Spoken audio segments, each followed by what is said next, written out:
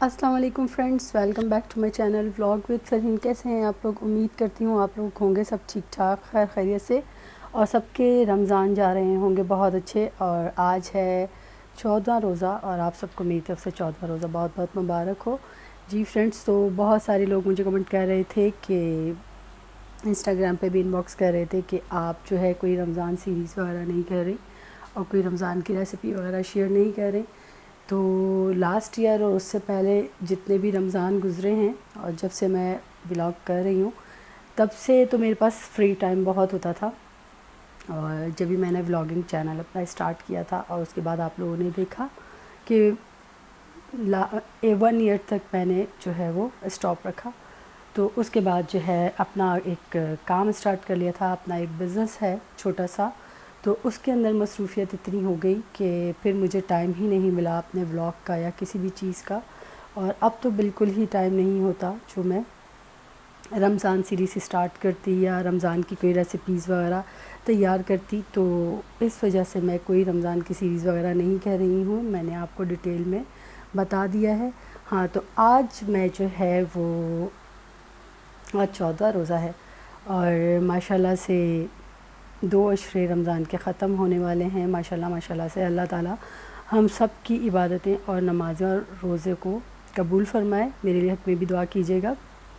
तो आज का मेरा स्पेशल व्लॉग है और बहुत मतलब एक बहुत क्यूट सी इनोसेंट सी बच्ची है हमारी, उसके लिए मैं ये व्लॉग कर रही हूँ और मैं उसको कुछ कहना चाहती हूँ। और मैं आपको पहले तो थोड़ी सी डिटेल बता देती हूँ, उसके बाद हम रेस्टोरेंट चलेंगे और अफ्तार करेंगे।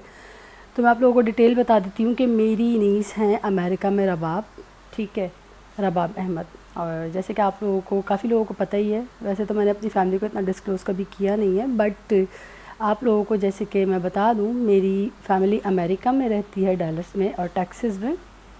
तो मेरी जो नीस हैं रियल फैमिली रहती है मेरी, रिश्तेदार नहीं, रियल फैमिली।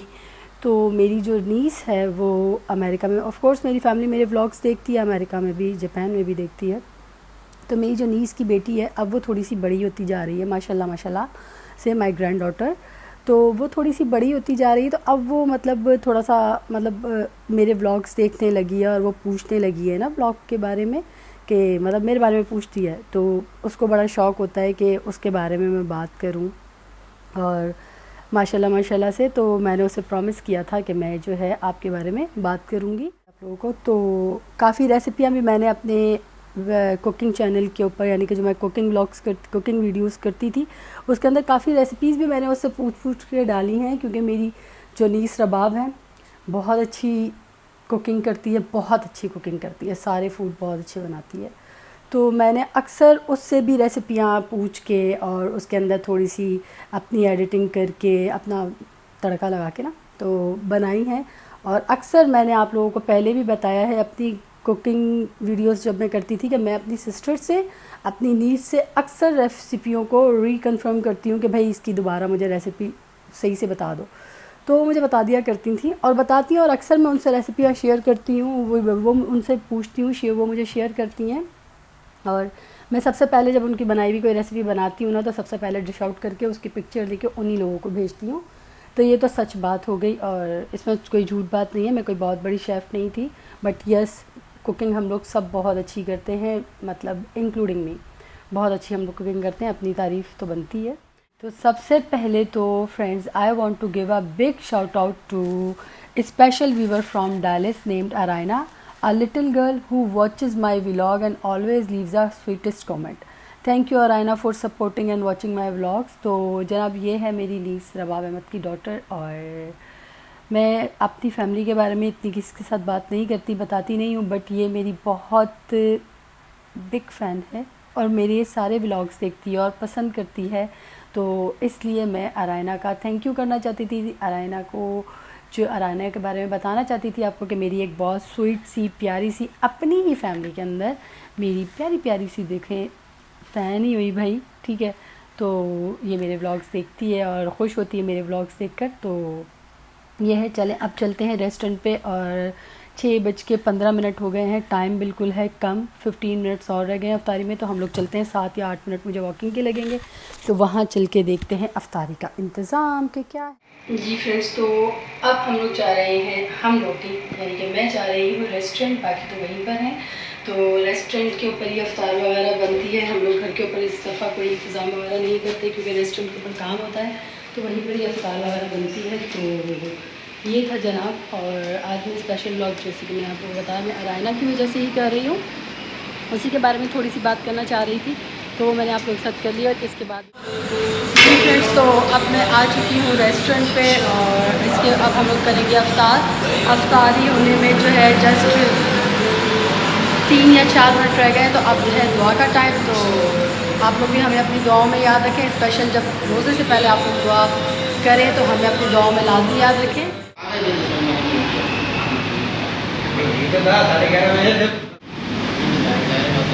पानी पानी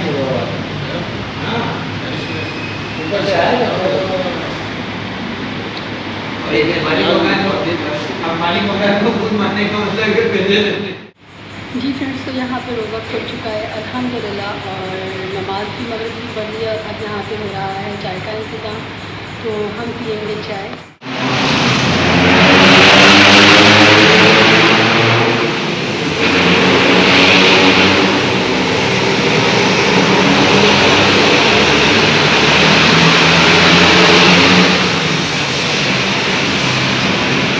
अफ्तार के बाद चाय,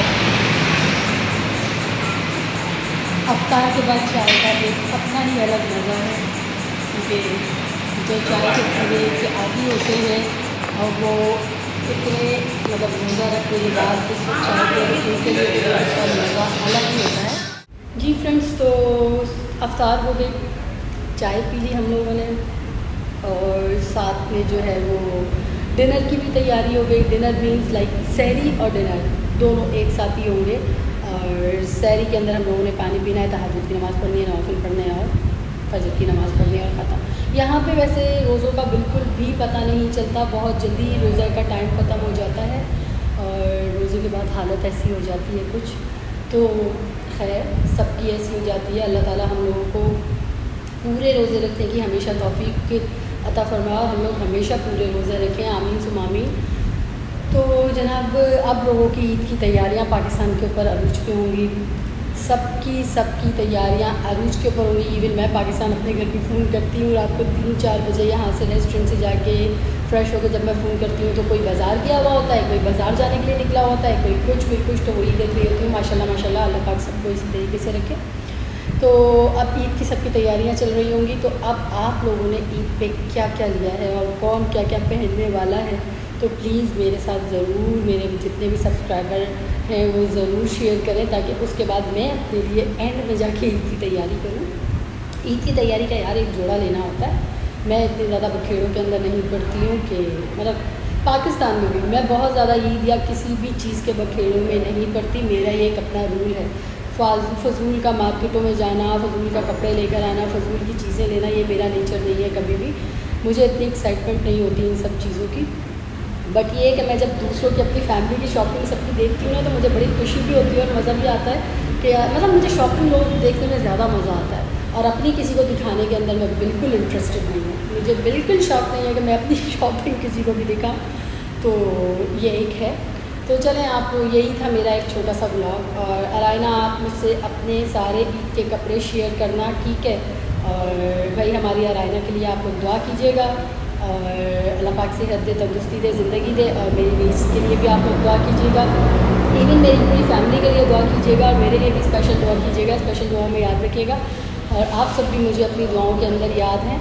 तो चलें, अब मैं इस ब्लॉग को यहीं एंड करती हूँ, आप लोगों से इजाज़त लेती हूँ। इंशाल्लाह फिर किसी अच्छे से ब्लॉग में मिलेंगे, किसी अच्छी सी बात के साथ, इंशाल्लाह कि कोई अच्छी सी इंटरेस्टिंग बात हो। तो till then, next video, take care, अल्लाह हाफिज़, बाय बाय, बाय बाय।